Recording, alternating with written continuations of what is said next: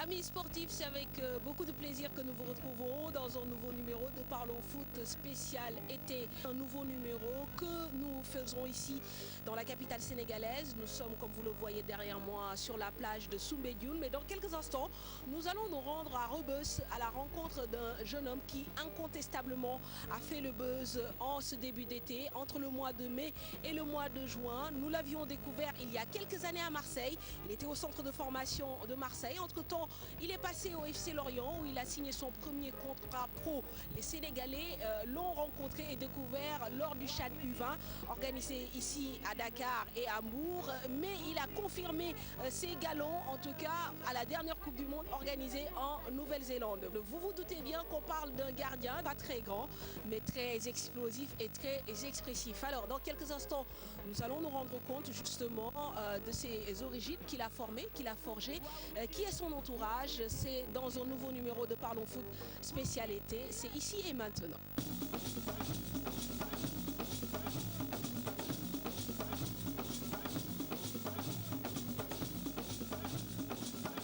L'image de la ville est indissociable de ses taxis jaunes et noirs et de ses cars rapides hauts en couleur et parée d'inscriptions.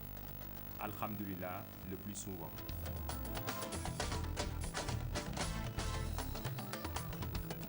Dakar, capitale du Sénégal, chef-lieu du département de Dakar, l'une des plus grandes villes d'Afrique, comptait pas moins de 3 139 000 habitants au dernier recensement de septembre 2014, selon NIDESD, de plus en plus peuplée en 1996. La ville a été découpée en 19 communes d'arrondissement. Parmi ces 19 communes, celle de la Médina, où se trouve le quartier de Rebeuss. Rebeuss, qui a vu naître un gardien promu à un bel avenir, Ibrahima Sy.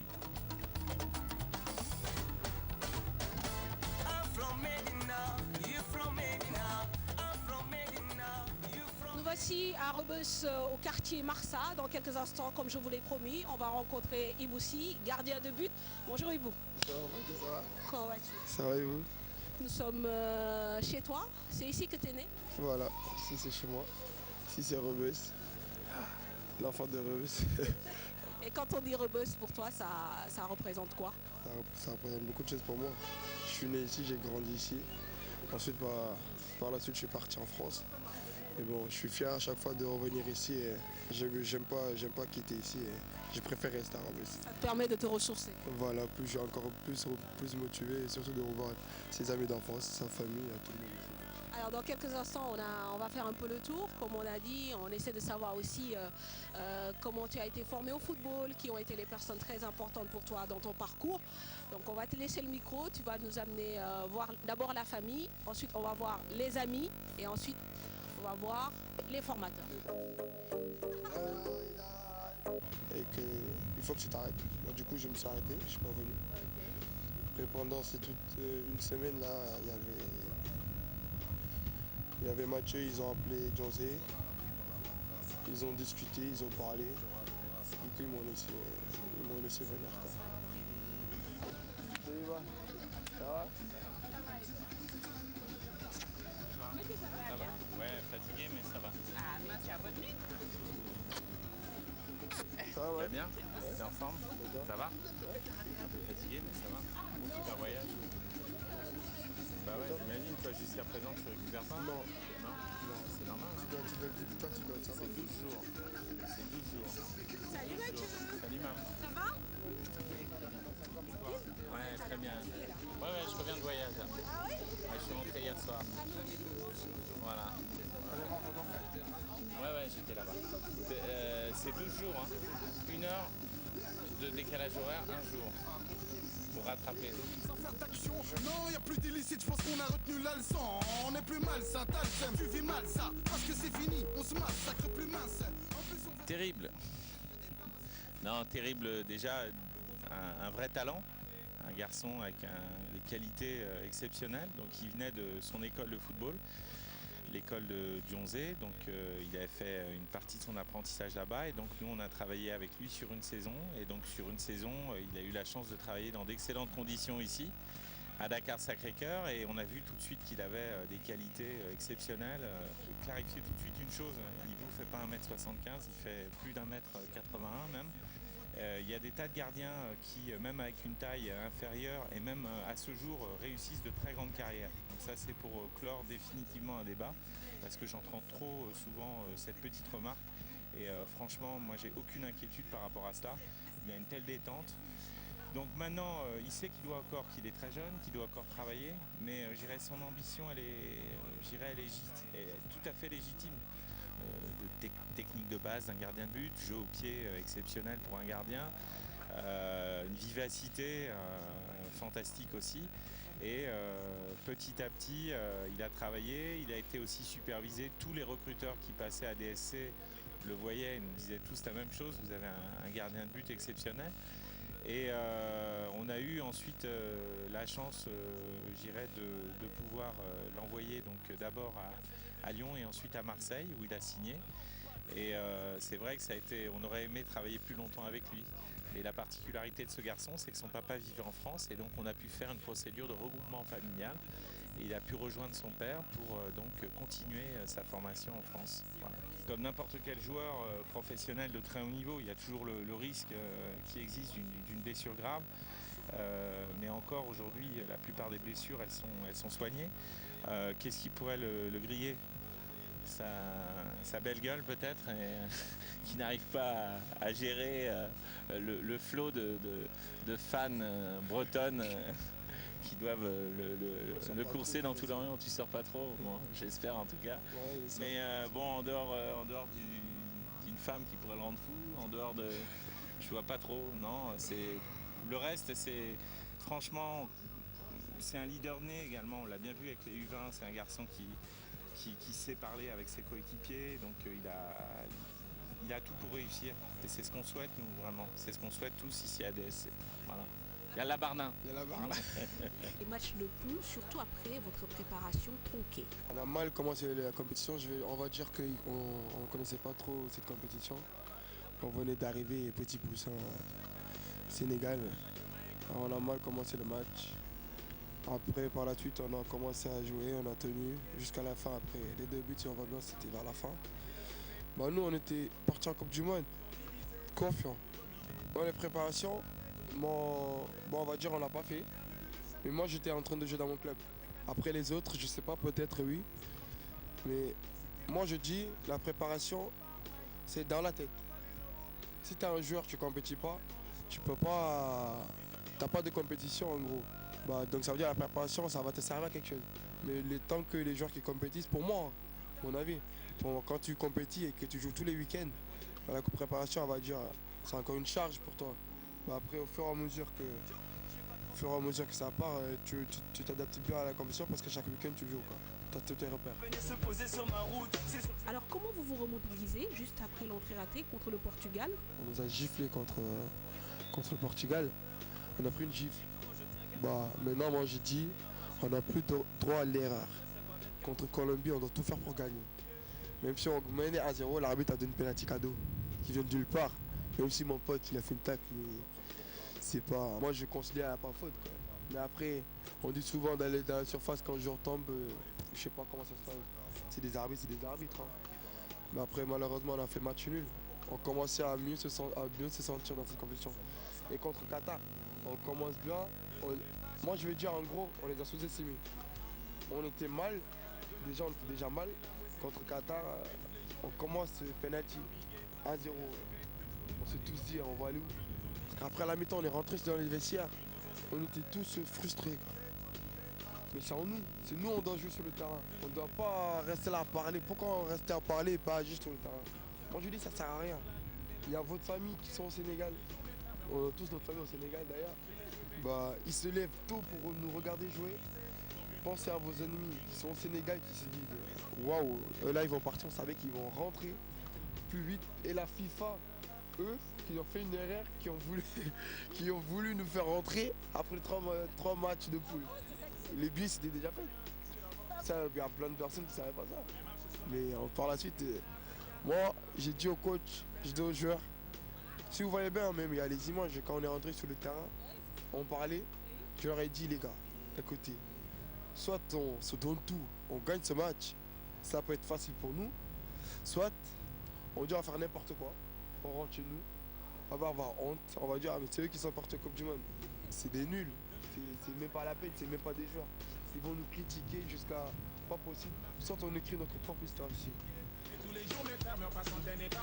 Ibou, qu'est-ce qui explique ta baraka dans les tirs au but? Le Sénégal, il parle souvent de mes pénaltys. Mais il faut qu'ils sachent aussi que moi, c'est pas que les pénaltys. Moi, je suis sur le terrain, je donne ce que j'ai à faire. Après, pénalty, c'est à moi, je peux pas l'expliquer. Pénalty, moi, je dis quand tu joues au football, ça sert à rien de se contracter ou avoir la pression. Il faut être passionné de ce que tu fais. Et moi, j'aime ce que je fais, comme tout autre joueur. Mais après, faut pas, moi, je trouve la pression, ça sert à rien. Après, les pénaltys, je sais pas comment l'expliquer. Si je pouvais l'expliquer, franchement, pareil, j'allais l'expliquer, mais je sais pas comment l'expliquer. C'est naturel, voilà. Avant le pénalty, avant les séances de tir au but, j'ai vu le coach, il s'est levé. Si vous voyez bien, j'ai checké avec mon pote, Mohamed. Parce que la veille du match, on s'était dit, lui et moi, on va tout gérer, on va aller au pénalty, tu vas arrêter 3 pénaltys, on va gagner. On disait ça comme ça, rigolant. Le coach il est arrivé, on a dit coach, va t'asseoir, c'est fini le match. Après, quand on a dit ça, je sentais qu'il avait la pression. Après il a dit bon d'accord, tu as dit ça, bah félicitations là, je vais m'asseoir. Il dit on a gagné, va t'asseoir. Après il est parti, il est assis. Si vous voyez bien, parce que moi j'aime pas quand il y a penalty et que je vois du monde qui vient l'entour de moi, me dire ouais allez maintenant c'est toi. Non tranquille, c'est fini, allez vous asseoir. C'est sûr, je savais que si j'arrêtais des penalty, on allait gagner. Moi, je me suis dit, bah voilà. Par contre, pour eux, ils avaient déjà gagné. Parce qu'ils avaient un bon gardien, par contre. Le gardien, il savait arrêter des penalty. Même si vous regardez bien, pendant la Coupe du Monde, il en avait arrêté un pendant, je sais pas, contre les États-Unis, je crois. Bah, on arrive. Eux, pour eux, c'était déjà fini. Tu regardes bien, le premier jour, il était là, il me regardait. Ouais, je vais marquer. Moi, j'ai pas voulu parler au premier penalty, je voulais juste leur montrer. Vous allez voir. Beaucoup de concitoyens vous reprochent de prendre trop de risques dans vos sorties aériennes. Que répondez-vous à cela? Moi, je trouve que c'est normal pour eux. Parce que c'est la première fois qu'ils me voient jouer. Quelqu'un qui connaît comment je joue, il le disait avant aussi. Tu vois, avant, il le disait. Mais je pense pas que... J'ai passé à Marseille, à Lorient, ils m'ont jamais sorti ça. Il me disait souvent, calme-toi. Juste que je me calme. Non, mais pas les sorties. Mais quand je suis dans le but, que je sois calme. Parce que quand je perdais 1-0, wow, je courais partout, je faisais tout. Mais maintenant, c'est... Genre, j'ai mûri, j'ai compris que... Mais les trucs de sortie, c'est l'anticipation. Parce que j'ai tendance à aider les défenseurs. Et c'est mon rôle aussi. Je dois les aider et en arrêter. Donc après... à force de trop vouloir les aider. Ne jugez pas chaque humain. Alors, comment vous avez vécu cette demi-finale contre le Brésil? Vous avez encaissé beaucoup de buts. Contre le Brésil, c'est un match que je n'oublierai jamais. Parce que ça m'a vraiment marqué. Je me suis dit, on va arriver en demi-finale, on va sûrement aller en finale. Parce que c'est juste un match. On a tous qu'à se donner à fond, pas faire d'erreurs, même s'il y en aura sûrement, mais pas faire de faire moins d'erreurs et de gagner cette équipe de Brésil. Mais bon, après, on a mal commencé le match. Ils ont des joueurs de haut niveau. Ils ont des joueurs qui ne pardonnent pas, des erreurs qui se cachent. Et nous, petite poussée, comment on a débuté la compétition, de mal commencer, bah, c'est ça qui s'est répété. Mais il y avait la fatigue aussi, je veux dire. Après c'était le Brésil. L'Afrique, bien représentée durant ce mondial, pouvait-on s'attendre à voir le continent briller autant chez les juniors? Surtout une grande fierté. Parce que là, on est en train de montrer que le football africain, il est en train d'évoluer. Surtout les pays africains, ils sont en train de venir, quoi. Parce que par où on voit les équipes africaines derrière, maintenant, on est en train de se montrer. Bah, contre Mali, ça a été... Par contre, le match contre Mali, je me suis blessé. Contre Brésil, j'ai vu une béquille. Une béquille, si tu vois, c'est une semaine. Après, il y en a qui disent, ouais, c'est des béquilles, mais tu peux jouer. Je pouvais même pas courir normalement. Mais j'ai joué quand même le match. J'ai joué et j'étais blessé. Genre, je sais pas comment dire, mais si on remarque bien pour voir comment quand je courais, je boitais. Et je le faisais moins sentir, quoi. Même jusqu'au jour des 11 types, c'est là que j'ai dit au coach, je peux jouer. J'attache mon jambe, je joue. Parce que je suis pas quelqu'un qui va arriver jusqu'à là et dernier match et faire n'importe quoi ou bien pas jouer. En plus, c'était mon dernier match à U20. J'ai dit, je vais tout faire. D'après vous, qu'est-ce qui a fait la force de cette équipe du Sénégal lors de cette Coupe du Monde en Nouvelle-Zélande? Déjà, on a une bonne équipe. On s'entendait très bien. Moi, je leur passe d'ailleurs le bonjour à tous mes potes. J'espère juste qu'ils auront tous des clubs qui pourront aider leur famille et surtout évoluer dans le monde du football. Moi, je leur souhaite à tous parce que c'est ça la vie. On ne sait jamais. Bon, après, je suis vraiment ému. Je ne sais pas comment l'expliquer. À chaque fois que je sors, on dit il est là, il boue. Même en casquette, dans le noir, partout où je vais. Mais moi, je leur remercie vraiment. Et que juste pour leur dire que ce que je suis en train de faire pour le football sénégalais, bah ça m'a encore motivé, je vais en faire encore plus. Et mon rêve, c'est de gagner des trophées avec l'équipe nationale du Sénégal. Bah, ça, je le ferai. On ne sait jamais. Je demande à Dieu. Grâce à Dieu, ça, Inch'Allah, je le ferai. Je ferai tout, mais j'espère juste que je pourrai le faire et Inch'Allah, je le ferai. Quoi. Alors Ibou, c'est assez incroyable, mais en 2013, vous avez regardé ce mondial U20 à la télé. Vous savez, dans le monde du football, ça va vite. Tout peut aller très vite, comme là au jour d'aujourd'hui. Si on me disait Ibou, l'année prochaine, tu vas faire la Coupe du Monde de U20, je ne vais jamais te croire. Et la Coupe du Monde de U20 passée, voilà, j'ai rigolé parce que j'étais avec le fils de mon parrain, Cher, qui habite à Montpellier. On regardait l'équipe de France. Il me disait regarde. Voilà. C'est là qu'il me dit ouais, regarde les gardiens d'équipe de France. Il n'est pas plus fort que toi. Et là, il est en finale de la Coupe du Monde à U20. Après, on rigolait, il me disait ouais, regarde, eux, ils sont là en finale Coupe du Monde à U20. Toi, la Gagna Federer, regarde, eux là, ils sont là. Toi, tu es là en train de jouer à Marseille. Tu peux même pas partir jouer pour ton pays, les amener là. Je lui ai dit, tu verras Coupe du Monde qui va suivre, j'irai en finale. Je lui avais dit ça, et bah Coupe du Monde passée. Mais par contre, franchement, pareil, qu'ils m'ont dit un jour tu vas jouer l'année suivante, comme cette année-là, si tu vas aller jouer avec l'équipe nationale sénégalaise en 20 Coupe du Monde, bah, je l'aurais jamais pris. Comment ça se passe avec le FC Lorient depuis que vous avez signé votre premier contrat pro? À Lorient, j'ai joué tous mes matchs, chaque week-end j'ai joué. Malgré, parfois s'il y avait des gardiens professionnels qui descendaient jouer, le deuxième ou le troisième gardien qui avaient besoin de temps de jeu, et ils étaient obligés de jouer. Donc du coup, moi c'était pas un souci, j'attendais. Et j'espère, là ça va continuer, j'aurai encore plus de temps de jeu. Et c'est comme ça qu'on évolue de toute façon. Après c'est ça le football, il faut souvent jouer. Quand tu es jeune, dans un petit club, tu as du niveau, que tu peux jouer, tu joues. C'est ça le football, il faut souvent répéter. La première fois que vous êtes allé en Europe, c'était au centre de formation de Marseille. Qu'est-ce qui n'a pas marché? Et j'aime pas l'injustice aussi. Parce que tu vois pas comment ces joueurs ils donnent tout à l'entraînement. Tu vois des joueurs qui sont meilleurs que certains joueurs, ils jouent pas. Moi j'avais du mal à réaliser ça. Quoi. Pour moi, si t'es meilleur qu'un, tu joues. Même s'il y a un autre qui est meilleur que moi, lui il jouera. Moi je dois encore bosser pour être meilleur que lui et prendre sa place. Si t'es meilleur, tu joues, si t'es pas meilleur, tu joues pas. Alors là c'était ça. Après moi à Marseille aussi c'est à peu près ça. Vers la fin. Parce que Marseille au jour d'aujourd'hui, il y a des gens, tu leur dis, Ibou il est plus à Marseille, ils se disent comment ça se fait. Même quand j'ai quitté Marseille, des journalistes m'appelaient, pourquoi t'as quitté Marseille? Je vais pas raconter la vérité. Je vais juste dire, mon contrat est fini, je suis parti.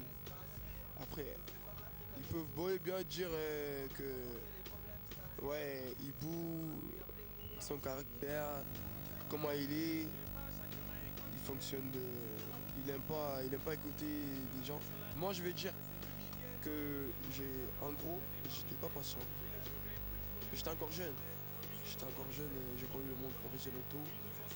Je pouvais pas comprendre, moi je voulais juste jouer quoi. Comme on dit, il voulait jouer à la place de mon endroit. Quand t'es jeune, tu vois pas autre chose à part jouer. C'est mon idole, moi je le respecte beaucoup. D'ailleurs je passe un coucou, lui qui m'a tout donné quand je viens d'arriver. Ses gants, maillot, ses protège, ses crampons, ses gants, tout ça, mais bon après je sais pas comment expliquer quoi. Moi je veux du job cette semaine. Donc si on comprend bien, il y a eu une cassure entre vous et l'Olympique de Marseille. À Marseille, on m'a pas donné ma chance. Il m'a pas fait confiance, on va dire. Et là c'est le cas, il m'a pas fait confiance. Et si on voit bien que Là, il y a des gens qui disent ouais, pourquoi à Marseille ça ne s'est pas bien passé? C'est juste qu'ils m'ont pas donné ma chance. S'ils m'auraient donné ma chance, là ils seront. Mais ils savent de quoi je suis capable, mais ils m'ont pas donné ma chance. Et c'est un club, ils disent ouais, les jeunes par-ci par-là. Et les jeunes, ils peuvent bien parler des jeunes, mais du jour au lendemain, genre par exemple, Mercato, il peut rester 30 minutes. Il y a un joueur qui part, il reste 5 minutes, ils vont tout faire à acheter un autre joueur. Ils vont pas faire confiance aux jeunes pour le faire jouer. Et ça, c'est pas bien. Ils disent souvent le politique des jeunes. Mais par contre, il y a des très bons joueurs à Marseille. À l'Olympique de Marseille, centre de formation, il y a des très bons joueurs. Comment Ibou doit encore progresser dans son jeu? Oui, bien sûr. Je dois encore progresser. Et je pense que la compétition que j'ai fait à la Coupe du Monde comme la Coupe d'Afrique, en U20, j'ai pas eu mon vrai niveau, quoi. Par contre, franchement parler, je dis sincèrement parler, je dis non. Parce que de quoi je suis capable, je le sais. Ceux qui me connaissent vraiment, ils savent de quoi je suis capable. Moi, je dis non. Mais parce que là, le Sénégal, ils viennent de me découvrir. Après, c'est pas je fais carré, je fais le malin ou je fais le malin. Non, non, non. Je sais que je suis capable de faire plus et mieux, voilà.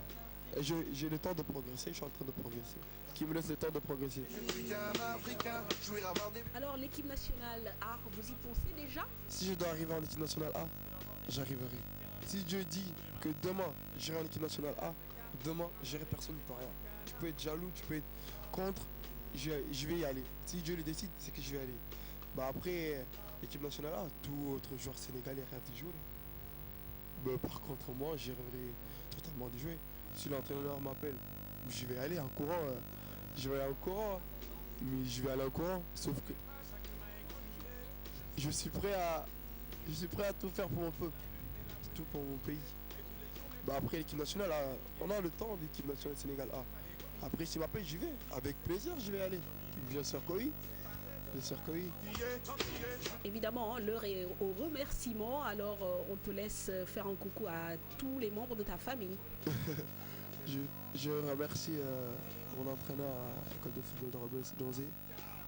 Après tout ce qu'il a fait pour moi en école de football, techniquement. Et on a eu notre président aussi, René Fortes Sanchez, qui est décédé, sa famille qui sont à Épinay-sur-Sénart. Donc passer un grand coucou.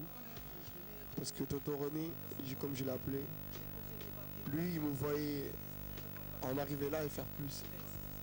Parce qu'il me répétait souvent, Ibou, il suffit juste tu te calmes, après tu peux en faire ce que tu veux. Moi je leur disais merci, mais là, dans sa tombe, je pense qu'il peut. Voilà. Et Dakar Sacré-Cœur aussi, je la remercie. Mathieu Chupin, c'est un brave monsieur qui est en train de réaliser. Vous voyez ici les terrains. Il est en train de. Lui aussi, il aimerait bien faire évoluer le football sénégalais. Et son club, j'espère que le Dakar Sacré-Cœur sera un grand club dans le football africain. Surtout, je remercie aussi ma famille qui sont toujours été là pour moi. Et tout le peuple sénégalais, je leur remercie aussi de me dire Ibou, qui m'encourage, qui me félicite. Moi, je leur dis juste, quand quelqu'un a envie de me parler, qui n'est pas honte, qui veut me parler, moi j'écoute, je suis là. Il n'y aura pas de souci. Et je fais un gros coucou à ma mère qui est toujours là. Et surtout à mon père qui est à l'hôpital à Paris. Et j'aurais aimé aussi qu'il soit là à voir ce que je suis en train de faire. J'espère juste qu'il sera mieux et qu'il pourra me revoir jouer, quoi.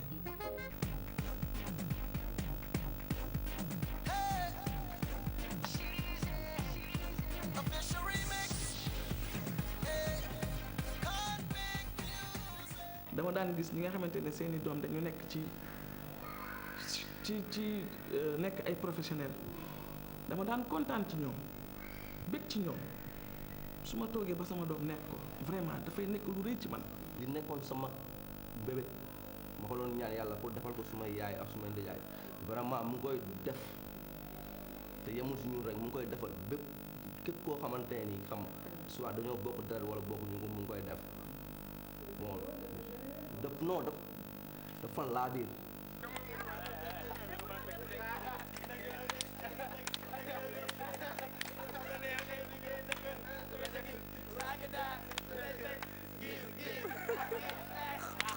man la Babacar Xuma, joueur Fiorentina international sénégalais maa ngi leen di jox rendez-vous sur la TFM Parlons Foot spécial été.